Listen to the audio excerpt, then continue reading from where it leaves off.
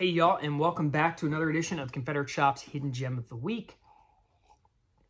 It is morning here in Virginia. I just had to take a sip of coffee because I haven't had any yet today. And I wanted to talk about what I usually do is a book in my library that I think you ought to have on your bookshelf. So this week I'm actually featuring two books. War Crimes Against Southern Civilians. I've already done a video on this. If you don't have it in your library, please get a copy. But I'm pairing the two this week. I'm pairing it with Union Terror, Debunking the False Justifications for Union Terror Against Southern Civilians in the American Civil War. So why does this book pair so well with War Crimes Against Southern Civilians?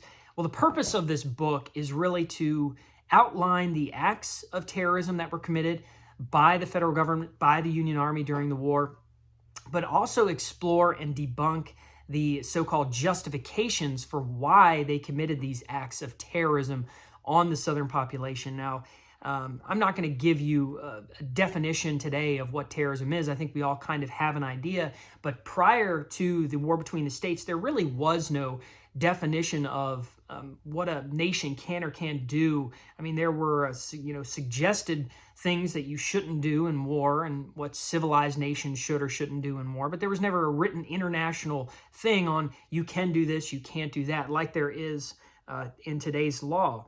But what the Northern Army, what the federal government committed against the South was what is called a total war policy or a scorched earth policy, where really nothing is off limits. The civilian population can be terrorized, their property can be destroyed, their animals can be killed, their items can be stolen, and all of that happened during the so-called American Civil War. Now, it's talked about in War Crimes Against Southern Civilians. You're going to have a lot of firsthand accounts of the horrible deeds that were committed by federal soldiers.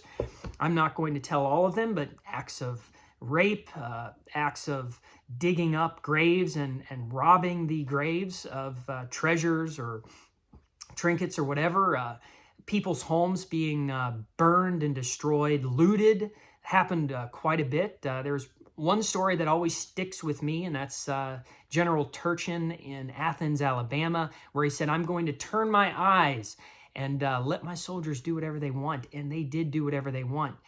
The end of that story is really sad because another federal officer court-martialed him, but the Lincoln administration saw fit to reinstate him and actually promote him after that. So that tells you how Lincoln and his administration approached these kinds of acts of terrorism during the American Civil War. So why does Union Terror pair so well with war crimes? Well, it's going to examine the so-called justifications for why the Union did this, why the federal government did this at the time. And I'm just going to tell you, there is no justification. And that's what Dr.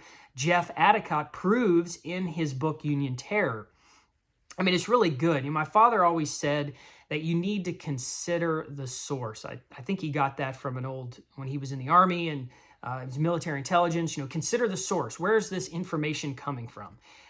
Lieutenant Colonel Jeff Adicott is a great authority on this subject because he's not only a current professor of law, but he's also a retired lieutenant colonel in the U.S. Army. So he has studied this subject extensively, legally and morally, and from the place of being a retired U.S. Army officer and what current policy is within the U.S. Army.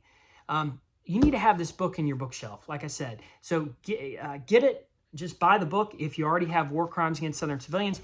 But this weekend, I'm going to feature both of these books in a special. So you can buy them both at a discounted price. And I hope you'll do that and support our work here at ConfederateShop.com. Thank you all so much for watching these videos. I sincerely appreciate it. And you can subscribe, leave a comment, like our videos. It all helps us. I sure do appreciate it, and Store and my family does as well. So I hope you all have a wonderful day. Thank you.